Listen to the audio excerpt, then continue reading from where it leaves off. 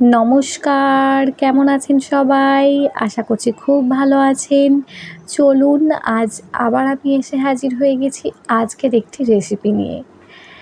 Recipe বলতে পারেন, তাও সবাই করে, আমি করলাম। কারণ আজ বৃহস্পতিবার। যেহেতু বৃহস্পতিবার নিরামিষ রান্না নিয়ে খুব ঝামেলা।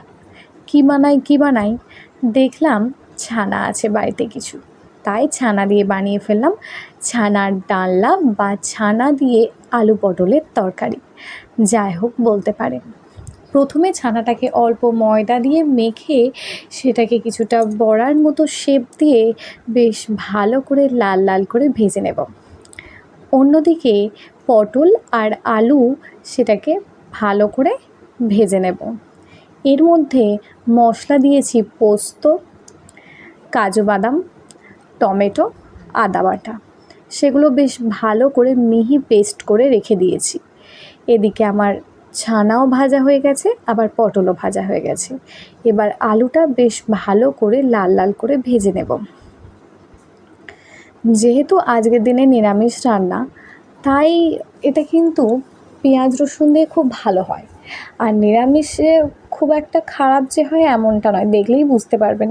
কালার বেশ ভালোই এসেছে, দেখতেই পাচ্ছেন। এবার মশলাটা যে পেস্টটা বানিয়েছিলাম বললাম, আগে গরম তেলে তাতে 5 ফোড়ন, একটা এলাচ, দারচিনি আর লবঙ্গ দিয়ে বেশ ভালো করে মশলাটা কষিয়ে নেব।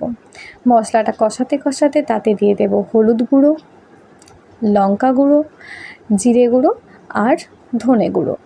সব মশলা পরপর দিয়ে বেশ ভালো করে আবার কিছুক্ষণ কষিয়ে নেব। যখন কষানো হয়ে যাবে তখন এবার আগে থেকে যে ভেজে রেখেছিলাম সেই আলুটা, এবার ভেজে থেকে রাখা আলুটা দিয়ে দেব। দিয়ে এবার ভেজে রাখা আলুটাও বেশ কিছুক্ষণ কষিয়ে নেব। যদিও বৃষ্টি পড়ছে সারাদিন, খিচুড়ি করলে মন্দ হতো না, তবে ইচ্ছা গেল আজ একটু অন্যরকম করব। আর হ্যাঁ, যাদের ছানা একটু বেশি থাকবে তারা যদি একটু ছানাটাও একটু গ্রেট করে নেয় তাহলে খুব ভালো হয়, আরও টেস্টটা ভালো হয়। আমার ছিল সামান্য, তাই ওটাকে আমি বেশ জলে গুলে দিয়েছি। দেওয়ার পর যখন দেখলাম মশলা কষানো হয়ে গেছে তখন আলুগুলোও দিয়ে দিয়েছি। এবার আলুগুলো দিয়ে আমি বেশ ভালো করে কষিয়ে নেব। এই যে ছানার ডালনাটা, এটা কিন্তু রুটি বা পরোটা দিয়ে অসাধারণ খেতে লাগে। আলুটা দেওয়ার পর এবার আবার পটলটাও দিয়ে দিয়েছি। দিয়ে বেশ ভালো করে কষিয়ে নেওয়ার পর দিয়ে দিলাম কিছুটা জল, পরিমাণ মতো জল। এতে খুব একটা বেশি জল লাগে না, তবে হ্যাঁ, জলটা যখন দেবেন অবশ্যই সেটা যেন গরম জল হয়, তাতে কিন্তু টেস্ট বেশি বাড়ে।